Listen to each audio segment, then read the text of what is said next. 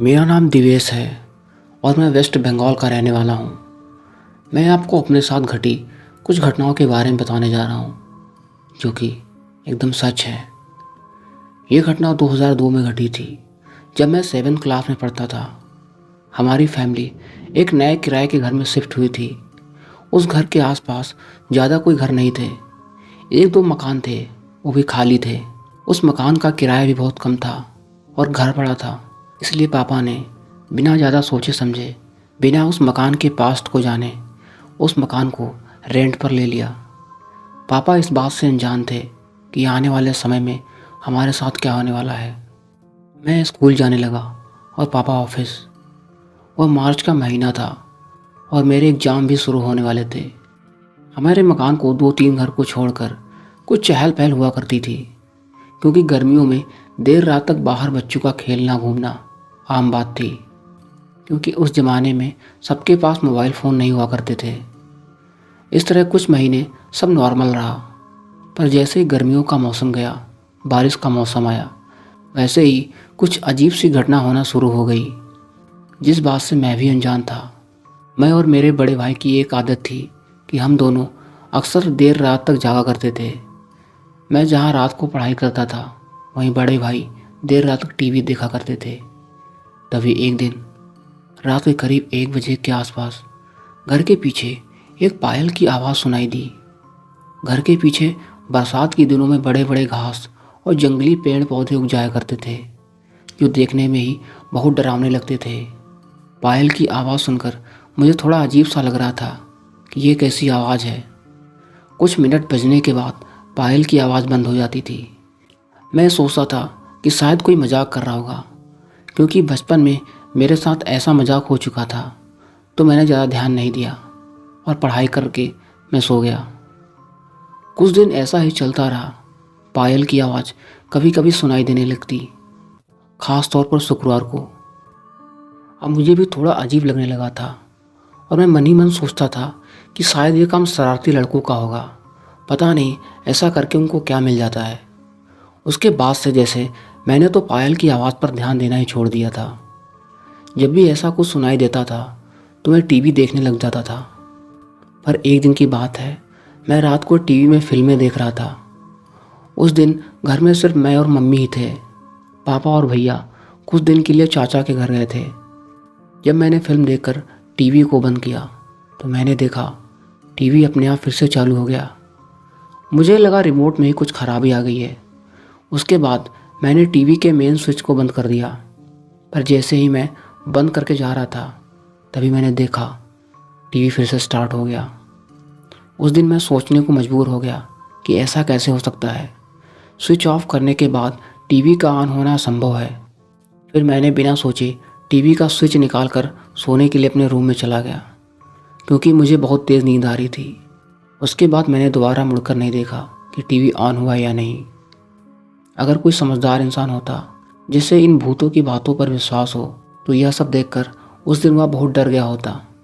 पर मैं इन भूत और आत्मा जैसी बातों पर विश्वास नहीं करता था, और ना ही कभी मैंने कोई असली भूत की कहानियाँ सुनी थी, और ना ही कोई भूतिया कहानी टीवी पर देखी थी। तो मेरे लिए उस घटना से गुजरना ज़्यादा कठिन नहीं था। मैं तो आज तक उसे एक टीवी की खराबी समझता था, जब तक कि मुझे उसकी असलियत नहीं पता थी। खैर, अब आगे की बात करते हैं। दिन बीतते गए। मैंने यह महसूस किया कि मम्मी पापा की आजकल बात बात पर लड़ाई हो जाती थी। कभी कभी तो बात बहुत बिगड़ जाती थी। ऐसा पहले कभी नहीं होता था, पर क्योंकि मैं उस समय बहुत छोटा था तो इन सब बातों पर कभी गौर ही नहीं किया था, और मैं भी कुछ ज़्यादा ही आक्रामक होता जा रहा था और पहले से मैं ज़्यादा गुस्सैल होने लगा था। जब मुझे गुस्सा आता था तो पता नहीं ऐसा क्या हो जाता था कि मैं अपने ही पैर को डंडे से पूरी ताकत से मारने लगता था। वह पल बहुत ही अजीब और डरावना था, क्योंकि ऐसा मैं कभी नहीं करता था। आज उस घटना की सच्चाई पता चली तो मैं सोच कर ही काँप जाता हूँ। एक दिन की बात है, ठंड का मौसम शुरू हो चुका था। एक रात 12 बजे के बाद मुझे वही पायल की आवाज़ सुनाई दी। पर उस दिन मेरे होश उड़ गए, क्योंकि उस रात बारिश भी हो रही थी और ठंड भी बहुत ज़्यादा थी। क्योंकि ठंड का मौसम था तो घर के सारे फ़ैन बंद थे, इसकी वजह से शांत में सब कुछ क्लियर सुनाई देता था। उस दिन मैं बहुत डरा हुआ था, क्योंकि अभी तक मैं पायल की आवाज़ को किसी लड़के या लड़की की शरारत समझता था। पर इतनी ठंड में, बारिश में कोई ऐसा बाहर पागलों की तरह क्यों जाना चाहेगा।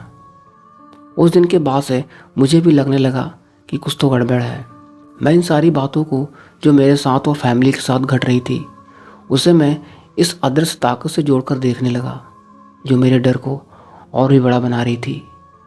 मैं जब भी रात को बाथरूम जाता था तो बाथरूम की ऊपर वाली खिड़की से हमेशा ऐसा लगता कि कोई मुझे देख रहा है, या अभी उस खिड़की से कोई हाथ बाहर आएगा। मेरा डर दिन ब दिन बढ़ता जा रहा था। मैं रात को टीवी देखना और पढ़ना भी बंद कर दिया था और जल्दी सो जाया करता था। मैंने अभी तक इन सब बातों के बारे में अपने घर में नहीं बताया था, क्योंकि बताता तो भी मुझ पर कोई भरोसा नहीं करता। क्योंकि पायल की आवाज़ हो या टीवी का अपने आप शुरू हो जाने की घटना, यह सब घटना मेरे साथ हो रही थी। मैंने अपने भाई को बताने की कोशिश की, लेकिन उन्होंने भी मेरी बात पर ज़्यादा ध्यान नहीं दिया। जैसे जैसे वक्त बीतता गया, घर के कई सामान अचानक गायब होने लगे या टूटने लगे। एक दिन 11:30 बजे रात को ऐसे में बाहर निकला कि आज देखता हूँ कि क्या है सारा मामला। क्योंकि उस दिन घर में मेहमान आए थे तो डर थोड़ा कम था। कुछ देर ऐसे ही टहलने के बाद मैं ऐसे ही नज़र घुमाकर देख रहा था। चारों ओर देखने के बाद मैं अपने घर की छत पर देख रहा था। तभी मुझे एहसास हुआ, हमारे घर के बगल वाले घर की खिड़की, जो मेरे लेफ़्ट साइड थी, उस खाली घर की खिड़की पर कोई खड़ा था। फिर जब मैंने गौर से देखा तो खिड़की बंद थी। मैं डर कर घर के अंदर भाग आया। उस दिन के बाद से मैं कभी भी रात को घर से बाहर नहीं निकला। मैं डर की वजह से हर रोज़ शाम को हनुमान चालीसा डीवीडी में चला दिया करता था। इससे मुझे मानसिक रूप से कुछ राहत जरूर मिली थी और ऐसे घटना भी कम होने लगी और मेरा डर भी कम होने लगा। पर एक दिन ऐसा हुआ जिसकी मैं कल्पना भी नहीं कर सकता था। जनवरी का महीना चल रहा था। मम्मी और पापा गांव गए हुए थे। घर में मैं और मेरे भाई ही थे। मैं जल्दी खाना खाकर करीब 11 बजे ही सो गया था। मैं गहरी नींद में था। तभी रात के करीब 2 बजे अचानक भाई के चिल्लाने की आवाज़ आई। मैं झट से उठा और आंखें खोली। भाई ने चिल्लाते हुए कहा कि दरवाजे के पास कोई है। मैंने कहा, ठीक से देखो, कोई नहीं होगा, आपका कोई भ्रम होगा। पर भाई ने कहा, नहीं, अभी भी कोई है। फिर भाई ने तुरंत जाकर लाइट ऑन की, पर वहाँ तो कोई नहीं था। उस दिन मैं और भाई ज़्यादा डर गए थे, ख़ास तौर पर मैं, क्योंकि यह सब अभी तक तो मेरे साथ ही हो रहा था। पर अब भाई भी अदृश्य ताकत को महसूस करने लगा था। उस रात को हम रात के 4 से 5 बजे तक लाइट ऑन करके जागते रहे। फिर 2 दिन तक सब ठीक रहा। पर 2 दिन के बाद वो हुआ जिसका मुझे हमेशा से ही डर लगा रहता था। मैं सो रहा था, तभी मुझे कुछ अजीब सा एहसास हुआ और मेरी आंखें खुल गई। मैंने महसूस किया कि खिड़की के पास कुछ है। मैंने अपनी आंखें बंद कर ली और चादर ओढ़कर सोने लगा। पहले तो मैंने भाई को आवाज़ लगाने की कोशिश की, पर मेरे मुंह से आवाज़ ही नहीं निकल पा रही थी। कुछ ही देर बाद मुझे एहसास हुआ कि कोई बहुत भारी चीज़ मेरे ऊपर आकर बैठ गई है। मैं पीठ के बल लेट गया। मैं डर की वजह से रोते हुए पूरी ताकत से चिल्लाने की कोशिश कर रहा था, पर आवाज़ नहीं निकल पा रही थी। ऐसा लग रहा था कि कोई मुझे दबा रहा है, और ऐसा दबा रहा है कि मैं अपने हाथ पैर भी नहीं हिला पा रहा हूँ और ना ही आवाज़ निकल पा रही है। वो दबाव बहुत अजीब सा था और बहुत डरावना था। कुछ पल के लिए तो ऐसा महसूस हुआ कि अब मैं ज़िंदा नहीं बच पाऊँगा। बहुत कोशिश करने के बाद भी मैं कुछ नहीं कर पाया और अंत में मैं बेहोश हो गया। उसके बाद मुझे कुछ भी याद नहीं। अगली सुबह मैं पहली बार 11 बजे उठा। ऐसा लगा कि मैं किसी बहुत ही अंधकार जगह से आया हूँ। रोशनी जब मेरी आंखों पर पड़ रही थी तो मेरे आंखों से आंसू आ रहे थे और ऐसा महसूस हो रहा था कि मेरे शरीर में कोई ताकत ही नहीं है।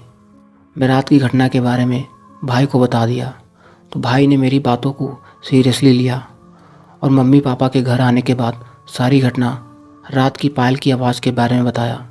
फिर मम्मी पापा को भी रात को 12 बजे के बाद उस पायल की आवाज़ भी सुनाई और घर में सामान चोरी होने, सामान टूटने और घर में लड़ाई होने का असली कारण भी बताया। मम्मी पापा ने भी हमारी बातों को सीरियसली लिया और उन्होंने भी पिछले कुछ महीने से होने वाली अजीब घटनाओं को हमारी बातों से जोड़कर देखने लगे, क्योंकि मम्मी पापा के साथ भी ऐसी ही कुछ घटनाएं हुई थी जिसे वे अक्सर नज़रअंदाज कर दिया करते थे। फिर अंत में मम्मी पापा ने बिना कुछ सोचे किराए के मकान को छोड़ने का फैसला लिया। और उससे पहले पापा ने उस घर में पहले कौन रहता था और इस सब घटना के पीछे का कारण जानना चाहा। पापा ने पड़ोसी से जानने की कोशिश की, पर किसी ने कुछ सही जवाब नहीं दिया। इसकी वजह था मकान मालिक, जिसने सभी पड़ोसी को पहले ही चुप करने को कह चुका था। पर एक दिन पापा को एक अंकल मिले जो पहले यहाँ आसपास रहा करते थे। उन्होंने पापा को बताया कि हम जहाँ रहते हैं उस घर के पीछे ही एक लड़की की लाश मिली थी, पर आज तक पता नहीं चल पाया कि उस लड़की ने खुदकुशी की थी या मर्डर हुआ था। साथ ही हम जिस घर में रहते थे उस घर में कोई खान अंकल अपनी फैमिली 3 बेटे और 2 बेटियों के साथ रहते थे। ये सारी घटनाएं 6 महीने पहले हुई थी। तब से यहाँ कोई भी किराएदार नहीं रहता। यह मकान खाली पड़ा था, साथ ही आसपास के मकान भी खाली ही रहते थे। उस दिन पता चला कि मकान मालिक इतने सस्ते में यह मकान पापा को किराए पर क्यों दे दिया था। उस दिन के बाद से हम वो मकान छोड़कर चले गए। आज 19 साल बाद जब मैं फिर से उस घर को देखने गया तो आज वो इलाका पूरी तरह सुनसान हो चुका है। उस घर के पीछे अजीब भयंकर सा जंगल बन चुका है। अब वहाँ लोग भी नहीं रहते। वहाँ के अधिकांश घर टूट चुके हैं, पर वह घर जिसमें हम रहते थे और आसपास के वो खाली घर आज भी जर्जर हालत में एक खंडहर के रूप में है। मेरा नाम दीपक है और मैं दिल्ली का रहने वाला हूँ। बात शुरू होती है एक शाम से, जब मैं अपने काम से वापस घर आया। दरअसल मैं एक सॉफ्टवेयर कंपनी में नौकरी करता था और कई बार घर पहुँचते पहुँचते मुझे देर हो जाती थी। घर में मुझे मिलाकर कुल 4 लोग थे। फ्लैट बड़ा था तो हर एक को अपना अपना एक कमरा मिल गया था। एक रात जब मैं काम से लौटा तो काफ़ी अंधेरा हो चुका था। थकान की वजह से मैंने खाना खाया और बिस्तर पर लेट गया। मुझे पता ही नहीं चला कि कब नींद आ गई। धीमी सी रोशनी के साथ मेरी आंखें थोड़ा सा खुली। वो रोशनी बहुत कम थी और दीवार पर लगे शीशे से टकराकर रिफ्लेक्ट हो रही थी। मैं उल्टा लेटा हुआ था। मेरा चेहरा दरवाजे से उलट दूसरी दिशा में था। मुझे याद था कि मैंने दरवाज़ा लॉक किया था, पर कब किया था ये याद नहीं था। अब मैं बिल्कुल भी हिल नहीं पा रहा था। ऐसा लग रहा था जैसे मैं पूरी तरह से पैरालाइज हो चुका हूँ। सिर्फ मेरी आंखें हिल पा रही थी, पर मेरे सामने बस एक दीवार थी। वो रोशनी कुछ पलों के लिए ही थी। अब कमरे में अंधेरा था और मुझे ऐसा एहसास हो रहा था कि कोई मेरे कमरे में है। कोई आवाज़ नहीं आ रही थी, बिल्कुल सन्नाटा था। मैं आंखें बंद नहीं कर सकता था क्योंकि तब मेरा दिमाग मुझे डरावने चेहरे दिखाने लगता। अब मुझे एक अजीब सी घबराहट हो रही थी और साथ ही दिल ज़ोर ज़ोर से धड़क रहा था। मैं बहुत धीरे धीरे सांस ले पा रहा था ताकि कमरे में होने वाली कोई भी छोटी से छोटी हलचल मुझे सुनाई दे, पर फिर भी मुझे सिर्फ अपनी ही सांसें सुनाई दे रही थी। नींद पूरी तरह से उड़ चुकी थी और दिमाग में बहुत कुछ चल रहा था। तभी मेरे दिल ने तेज़ी से धड़कना शुरू कर दिया, क्योंकि अभी अभी मुझे ऐसा महसूस हुआ था कि जैसे कोई बिस्तर पर धीरे से बैठ रहा हो। मेरा शरीर पसीने से भीगने के बाद ठंडा पड़ रहा था। अब मैं अपने ही शरीर में कैद सा था। मैं चिल्लाना चाहता था, तेज़ी से उठकर भागना चाहता था या कम से कम बिस्तर से नीचे उतरना चाहता था, पर ऐसा लग रहा था जैसे मेरे सारे अंग बहुत भारी हो गए हों। सांस की आवाज़ थोड़ी और गहरी हो गई थी, क्योंकि अब कमरे में सिर्फ मैं ही सांस नहीं ले रहा था। दीवार पर लगा क्लॉक अब टेढ़ा होने लगा और तभी मेरे सीने में भारी दर्द हुआ और मेरे मुंह से एक ज़ोरदार चीख निकली। अब मैं ज़ोर ज़ोर से चिल्ला रहा था और हर चीख के साथ मैं हल्का महसूस कर रहा था। मैं 4-5 बार चिल्लाया और तभी मेरे फ्लैटमेट्स ने दरवाज़ा खटखटाना शुरू किया और मुझे आवाज़ें देने लगे। मैंने उठकर दरवाज़ा खोला और उनके पूछने पर दीवार पर उल्टी हुई घड़ी को देखते हुए बताया कि कुछ नहीं, बस एक बुरा सपना था। मैं अपना नाम तो नहीं बताना चाहता हूँ, लेकिन जो मैं घटना आपको बताने जा रहा हूँ ये एकदम सच है। मैं केवल 13 साल का था जब ये घटना हुई थी। मैं मिड सितंबर की छुट्टियों में गांव अपनी दादी के पास गया था। एक दिन मेरे अंकल और मैं आग जलाने के लिए पास के जंगल से लकड़ी काटकर वापस आ रहे थे। अंधेरा हो रहा था और धूल भरे रास्ते पर हमारी जीप 30 किलोमीटर प्रति घंटे की रफ्तार से जा रही थी। गाड़ी की हेडलाइट्स उड़ती हुई धूल को चीरते हुए आगे बढ़ रही थी। लेकिन तभी ऐसा एहसास हुआ कि गाड़ी के पास से कोई गुजरा और इसके कुछ पलों के बाद ही एक अजीब सी ठंडक पूरे शरीर में फैल गई। इससे पहले कि मैं पीछे मुड़कर कुछ देख पाता, मेरे अंकल चिल्लाए, पीछे मत देखना। मैं एकदम से रुक गया। मुझे ऐसा लगा कि मेरा दिल गले से बाहर आ जाएगा। जब मैंने जीप की खिड़की पर ठक ठक की आवाज़ सुनी तो मेरे अंकल ने गाड़ी की रफ्तार बढ़ाई और ऊंची आवाज़ में भगवान से प्रार्थना करने लगे। थोड़ा आगे जाने के बाद जीप झटके खाने लगी और तभी अंकल बोले, मेरी तरफ देखो, पीछे मत देखना। मैंने हाँ में सिर हिलाया। गाड़ी रुक चुकी थी। मुझे कुछ समझ नहीं आ रहा था कि वहाँ क्या हो रहा था। मुझे सांस लेने में भी तकलीफ़ हो रही थी। मैं चिल्लाना चाहता था और चाहता था कि ये सब जल्दी ख़त्म हो जाए। अब सड़क के बीचों बीच गाड़ी रुकी हुई थी और आसपास सिर्फ अंधेरा और पेड़ ही थे। सड़क पर केवल जीप की हेडलाइट्स की रोशनी थी और बाहर ठंड थी, पर गाड़ी के अंदर थोड़ी गर्माहट थी। बाहर डरावना सन्नाटा था, लेकिन उस सन्नाटे को तोड़ रही थी अंकल के मुंह से निकलने वाली प्रार्थनाएं। उनके हाथ में अब कोई लॉकेट था जो शायद उन्होंने गाड़ी बंद होने के बाद निकाला था।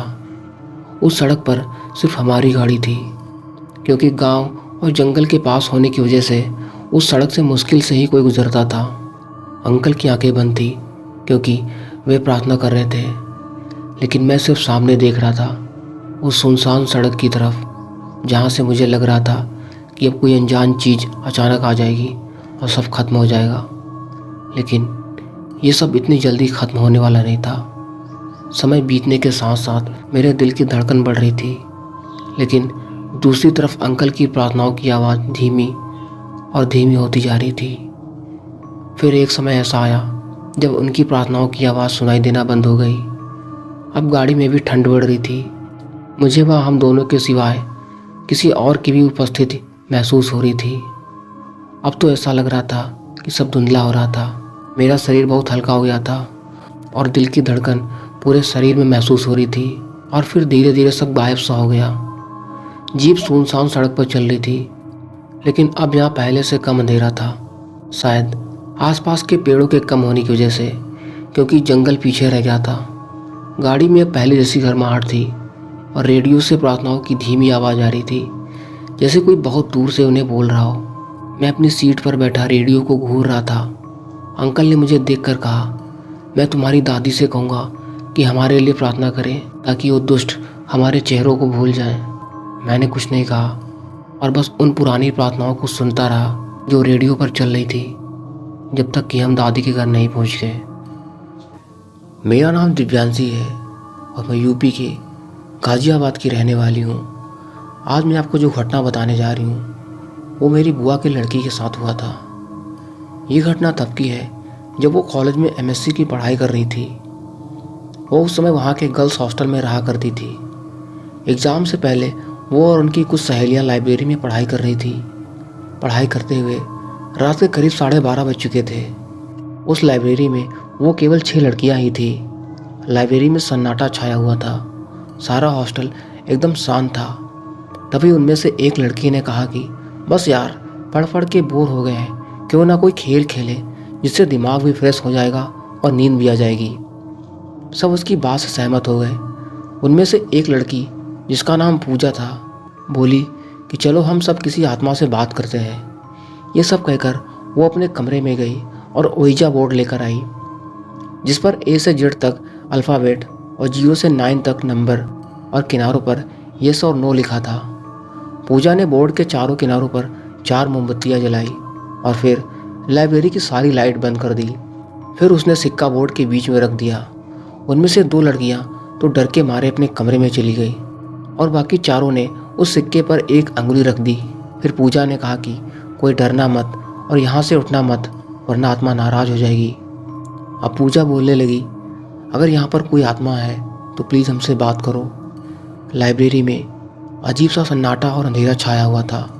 अचानक लाइब्रेरी में कहीं से कुछ आवाज़ आई। उन्होंने सोचा शायद कोई किताब गिरी होगी। उसी समय सिक्का हिला और जसमीत दीदी ने पूछा, क्या यहाँ पर कोई आत्मा है? तभी छत पर लगा पंखा जोर से हिलने लगा। सभी लड़कियां डर गई, लेकिन पूजा ने कहा कि कोई भी लड़की अकेली मत भागना, ऐसा करने से आत्माओं से नुकसान पहुंचा सकती है। उसके बाद पूजा ने ऊपर देखते हुए कहा कि अगर कोई आत्मा यहाँ आए तो हमसे बात करे। कुछ देर तक सन्नाटा रहा और अचानक सारी मोमबत्तियाँ बुझ गई और लाइब्रेरी से कदमों की ठक ठक की आवाज़ आने लगी। सभी लड़कियाँ डर के मारे भाग गईं, लेकिन जसमीत दीदी पीछे रह गईं और उनसे दरवाज़ा नहीं खुल रहा था। अचानक उन्हें लगा कि कोई उन्हें पीछे की तरफ खींच रहा है। वो ज़ोर ज़ोर से रोने और चिल्लाने लगी। उनकी आवाज़ सुनकर हॉस्टल की सारी लड़कियां जाग गईं और उठकर लाइब्रेरी की तरफ दौड़ीं। हॉस्टल वार्डन और सभी लड़कियों ने मिलकर दरवाज़ा खोला और दीदी को बाहर निकाला। इस घटना के बाद उन्हें आज तक लाइब्रेरी के डरावने सपने आते हैं और वो आज तक उस घटना को नहीं भूली। मेरा नाम रोहित है। एक बार मैं अपने मामा के घर गया हुआ था। दरअसल वहाँ मेरी मौसी की शादी थी और वैसे भी मैं वहाँ अक्सर जाया करता था, पर हर बार वो एक ही बात में बार बार पूछता था कि ऊपर छत का कमरा हमेशा बंद क्यों रहता है। तो मुझे जवाब में एक ही बात सुनने को मिलती कि वो स्टोर रूम है, इसलिए बंद रहता है। घर में खुशी का माहौल था। अक्सर शादी ब्याह में घर पर कई रिश्तेदार आ जाते हैं, तो उनके सोने की व्यवस्था थोड़ी अलग होती है। तो पहली रात मैंने जैसे तैसे नीचे गुजार ली, लेकिन मेरा मन तो वहीं था, उस ऊपर वाले कमरे में। अगर ऊपर का कमरा खुला होता तो अपने दोस्तों के साथ ऊपर सो जाता। यही सब मैं सोच रहा था। दूसरे दिन मामा को घर से बाहर जाना पड़ा, तो मैंने चुपचाप मामी से चाबी यह कहकर ले ली कि मामा ने ही कहा है कि वहाँ कुछ सामान है जो निकालना है। मामी इतनी बिजी थी कि काम के चक्कर में भूल गई और उन्होंने चाबी मुझे दे दी। मैं चाबी लेकर खुश तो बहुत था, पर यह नहीं जानता था कि मैं क्या करने जा रहा हूँ। मैं जल्दी से ऊपर गया और कमरे का दरवाज़ा खोला, लेकिन अंदर तो कुछ भी नहीं था। बस एक चारपाई रखी थी और पूरा कमरा बाहर के मुताबिक हल्का ठंडा था, जबकि बाहर तेज धूप थी। मैं अपने दोस्तों के साथ पूरा दिन उसी कमरे में रहा। कई बार मेरे दोस्तों ने कहा कि खिड़की बार बार अपने आप बंद क्यों हो जाती है, तो मैंने कहा कि शायद हवा से हो रही होगी। और धीरे धीरे रात घिरने लगी। मैं थोड़ी देर के लिए नीचे गया यह चेक करने के लिए कि मामा को पता तो नहीं चल गया है, पर मामा तो रिश्तेदारों के पीछे लगे हुए थे। मैं चुपचाप कमरे में जाकर लेट गया और तब तक मेरे दोस्तों को भी नींद आ गई थी। पर अचानक मुझे ऐसा लगा जैसे किसी ने मेरी चादर खींची हो। मैंने नींद में ही चादर ऊपर खींच ली। मैं जानता था शायद मेरे दोस्त मेरे साथ खेल रहे हैं, मजाक कर रहे हैं। मैं चुपचाप लेट गया, ये बोलकर कि कोई परेशान मत करो वरना मामा आ जाएंगे। थोड़ी देर सब शांत रहा और अचानक फिर से मेरी किसी ने चादर खींची और इस बार किसी ने मेरे पैरों की उंगलियों को जोर से दबा दिया। मैं बोलता रहा कि मत करो प्लीज, सोने दो यार। लेकिन तभी एक सफ़ेद परछाई मेरे मुंह के सामने आ गई और मैं ज़ोर से चिल्लाया। तभी मेरे दोस्तों ने मुझे उठाया और बोलने लगे, क्या हुआ रोहित? मेरे पूरे चेहरे पर पसीना था। मैं डर के मारे कुछ बोल ही नहीं पा रहा था। तभी अचानक मामा ऊपर आ गए और हम सबको नीचे ले गए और मुझे पानी पिलाकर प्यार से पूछा। और जब मैंने बताया तो सारे रिश्तेदार डर गए। फिर मामा ने बताया कि उस कमरे में एक किराएदार रहता था जिसने फांसी लगा ली थी, पर वो आदमी बुरा नहीं था, बस चुपचाप रहता था, इसलिए शायद आज तक उसने किसी को नुकसान नहीं पहुंचाया। ये किस्सा हमारे साथ भी हो चुका है, इसलिए हमने वहाँ आज तक ताला लगाया हुआ था ताकि किसी के साथ कुछ गलत ना हो जाए। दोस्तों, उसके बाद मामा ने शादी हो जाने के बाद रिश्तेदारों के कहने पर वो कमरा तोड़वा दिया और उसका सारा मलबा शमशान में फेंकवा दिया। तब से वहाँ सब ठीक है। मेरा नाम मयूर है और मैं आसाम का रहने वाला हूँ। बात 2016 की है, जब मैं दिल्ली से इंजीनियरिंग कर रहा था। मुझे याद है मैं आसाम गया हुआ था कुछ दिनों के लिए, लेकिन उन दिनों में ही मेरी स्टडी थोड़ी पीछे रह गई थी, इसलिए मैंने सोचा कि जल्दी ही चलते हैं। आसाम में कुछ दिन रुकने के कारण मेरी स्टडी थोड़ा पीछे हो गई थी, इसलिए अब मुझे जल्दी से जल्दी दिल्ली जाना था। लेकिन तब तक होली की छुट्टियां भी आ गई थी। मैंने सोचा कि मेरी स्टडी बहुत पीछे हो गई है, इसलिए मुझे जल्दी जाना चाहिए। होली पर मैं इसलिए जा रहा था क्योंकि आसाम साइड में इतना होली का क्रेज़ नहीं है जितना कि उत्तर भारत में होता है। जैसे कि आसाम में बिहू जैसे फेस्टिवल मनाए जाते हैं, उसी तरह यूपी और बिहार साइड में होली दीपावली बहुत अच्छे से मनाई जाती है। फिर अगली सुबह मैं ट्रेन से दिल्ली के लिए निकल गया और शाम के 6 बजे तक मैं दिल्ली पहुंच चुका था। हॉस्टल पहुंचते ही वहां का वॉचमैन मुझे देखकर अचानक से चौंक गया। उसने कहा कि होली की तो छुट्टियां चल रही हैं, फिर तुम यहाँ कैसे आ गए? तुमको अपने घर में ही रहना चाहिए था ना। वो थोड़ा अजीब तरीके से मुझे देख रहा था। मैंने कहा कि वॉचमैन अंकल, मेरी स्टडी थोड़ा पीछे हो गई है, इसलिए मैं यहाँ चला आया। फिर मैंने अपना आई कार्ड दिखाया और हॉस्टल के अंदर चला गया। हॉस्टल के अंदर जाते हुए ऐसा लग रहा था कि मैं वहाँ पर पहली बार आया हूँ। हॉस्टल में पूरा सन्नाटा था, वहाँ पर कोई नहीं था, सिर्फ मेरे अलावा। मैं कॉरिडोर में चल रहा था, मेरे पैरों की आवाज़ पूरे हॉस्टल में जैसे गूंज रही हो। फिर मैं अपने कमरे तक पहुँचा और थोड़ी देर के लिए मैं लेट गया, क्योंकि मैं सफ़र से बहुत ज़्यादा थक चुका था। लेटे लेटे मुझे कब नींद आई पता ही नहीं चला। मैं नींद में ही था, मुझे बहुत अच्छे से याद है। ऐसा लग रहा था कि कोई भारी चीज़ मेरे सीने पर बैठी हो। मेरा शरीर बिल्कुल काम ही नहीं कर रहा था और मेरे मुंह से आवाज़ भी नहीं निकल पा रही थी। मैं हॉस्टल में इतने समय से था, लेकिन ये मेरे साथ पहली बार हो रहा था। मैंने नींद में ही देखा कि मेरे सामने 2 परछाइयाँ खड़ी हुई थी और वो मुझे ही देखे जा रही थी। मुझे वो झुक कर घूर रही थी, बिल्कुल अजीब तरीके से मुझे वो देख रही थी। और मैंने नींद में ही भगवान का नाम लिया। अगले ही पल मेरे शरीर पर कंट्रोल हो गया था और मैं तुरंत उठकर बैठ गया और इधर उधर देखने लगा।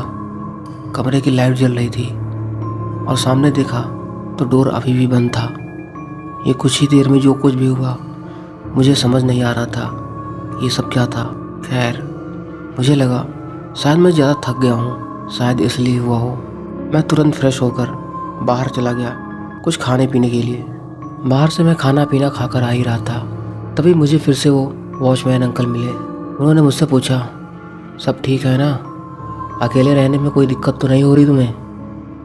मैंने कहा नहीं ठीक है, कोई दिक्कत नहीं। वॉचमैन अंकल ने कहा, होली का टाइम चल रहा है, इसलिए स्टाफ में यहाँ कोई नहीं है और तुमको अकेले ही रहना होगा। और जाते जाते मैंने उन वॉचमैन अंकल का नंबर ले लिया और फिर से अपने रूम में चला आया। रूम में आकर करीब 10 बज चुके थे। अब रूम में आकर थोड़ी देर मैंने फ़ोन चलाया, फिर मैं पढ़ाई करने लगा। मैंने अपनी बुक्स रखी, लाइट बंद की और लेट गया। मुझे कब नींद आई पता ही नहीं चला। रात के करीब 1 बजे मेरे साथ फिर से वही हुआ जैसा कि आने के बाद जब मैं लेटा था तब हुआ था। मेरा शरीर एकदम भारी भारी सा था, ऐसा लग रहा था कोई बहुत भारी चीज़ मेरे शरीर पर बैठ गई हो। और अगले ही पल ठीक उसी तरह मेरे शरीर पर मेरा कंट्रोल आ गया और फिर से मैं उठकर बैठ गया। लेकिन इस बार मुझे नींद में या सपने में कोई परछाई नहीं दिखी, जैसे कि शाम के वक्त मुझे दिखी थी। मैं फिर से लेटने जा ही रहा था, तभी ऐसा लगा कि कॉरिडोर में कोई चल रहा है। उसके कदमों की आवाज़ मेरे डोर के सामने रुक गई है। मैं धीरे से उठा और दबे पाँव डोर तक पहुंचा। डोर के पास पहुंचने पर मुझे ऐसा लग रहा था कि कोई फुसफुसा रहा है, जैसे कि कोई धीरे धीरे बात करता है। कुछ ऐसी आवाज़ आ रही थी। वो आवाज़ सुनकर मेरा दिल जोर जोर से धड़क रहा था और मैं बहुत ज़्यादा डर चुका था। बाहर निकलने की मेरी हिम्मत ही नहीं हो रही थी। लेकिन मुझे इतना तो समझ आ गया था कि ये कोई इंसान तो नहीं है। अगर वॉचमैन अंकल होते तो दरवाज़ा खटखटाते, ऐसे फुसफुसाते नहीं डोर के सामने। फिर वो पूरी रात मेरे कमरे की लाइट जली रही और जैसे तैसे मैंने वो रात काटी। फिर अगली सुबह मैं उन वॉचमैन अंकल से मिला। उन्होंने कहा, जिस जगह पर बहुत ज़्यादा सुनसान और सन्नाटा हो जाता है, तब ऐसी जगहों पर नकारात्मक ऊर्जा कहीं ना कहीं देखने को मिल ही जाती है। मतलब कि तुमको भले ही वो नुकसान ना पहुंचाएं, लेकिन अपनी मौजूदगी का वो एहसास करा ही देती है। खैर, मेरी बातों पर उन वॉचमैन अंकल को यकीन हो गया था। फिर होली वाली रात मैं उन वॉचमैन अंकल के कमरे में सो गया था। और होली के अगले दिन कुछ स्टूडेंट्स आने लगे थे और उस रात से मैं अपने हॉस्टल वाले रूम में सोने लगा। हो सकता है आपको ये कहानी डरावनी ना लगे, लेकिन जिसके साथ बीतती है वही जानता है। मेरा नाम मौमिता है और मैं कोलकाता की रहने वाली हूँ। बचपन से ही मेरे साथ कुछ न कुछ अजीब घटनाएं होती रही हैं। जैसे जैसे मैं बड़ी होती गई मुझे पैरानॉर्मल घटनाओं के बारे में जानकारी होती गई। जैसे कि रात में सोने के लिए लेटे हों तो छत पर नॉर्थ से साउथ की तरफ जैसे कोई भाग कर गया हो, और ये हमेशा सही होता रहा है। कभी बैठे बैठे पढ़ाई करते समय नज़र के कोने से कुछ दिखना और जैसे ही उस तरफ नज़र घुमाना तो वहाँ पर कुछ नहीं होता।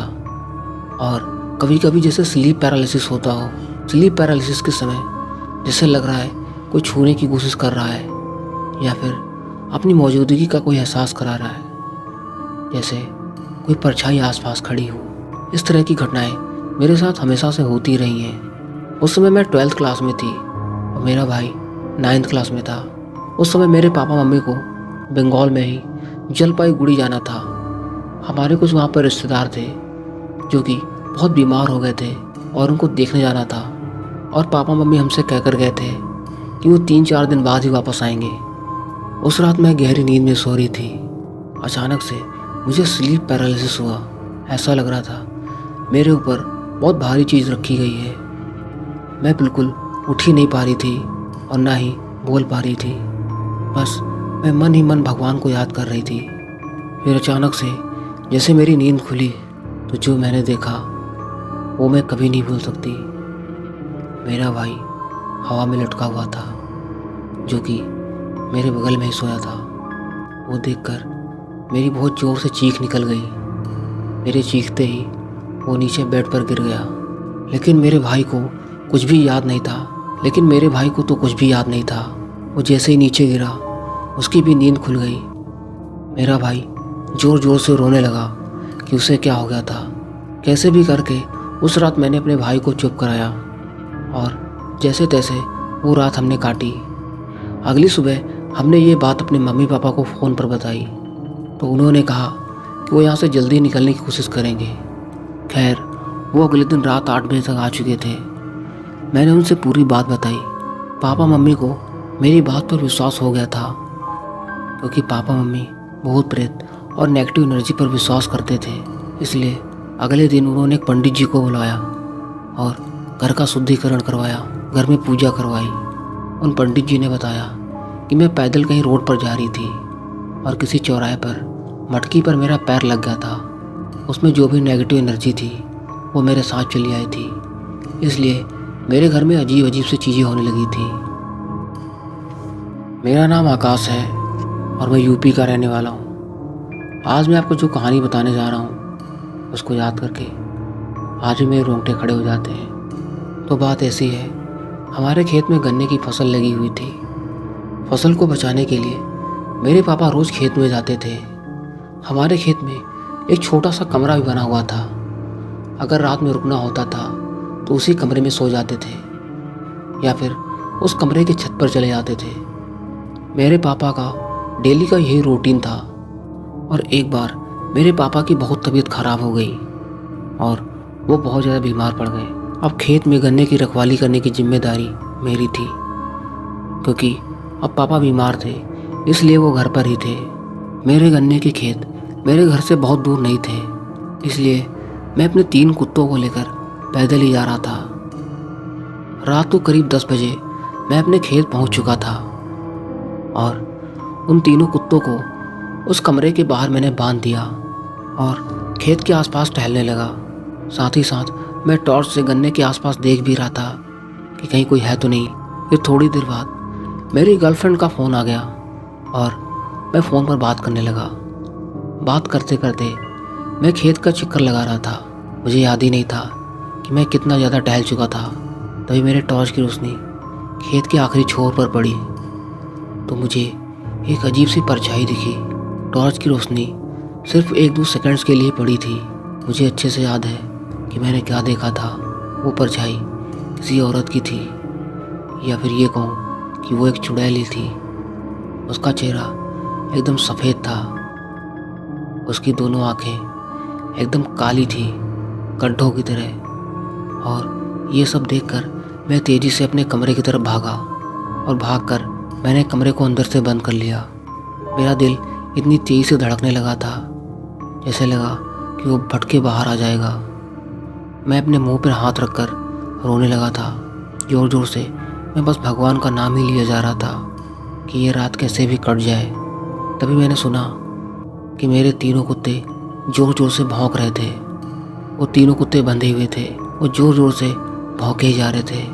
मैं समझ गया था कि वो कुत्ते उस चुड़ैल पर ही भौंक रहे हैं। बाहर निकलने की या झांकने की मेरी हिम्मत ही नहीं हो रही थी।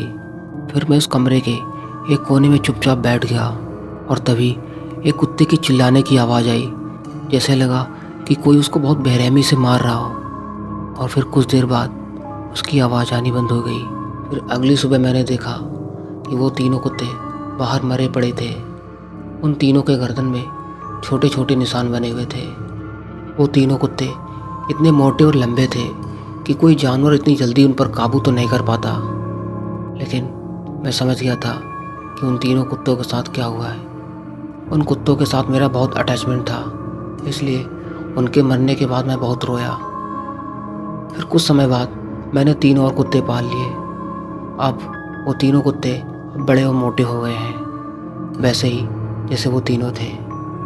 लेकिन अब मैं उन कुत्तों को अपने खेत कभी नहीं ले जाता हूँ। उस घटना को जब भी याद करता हूँ तो मेरे रोंगटे खड़े हो जाते हैं।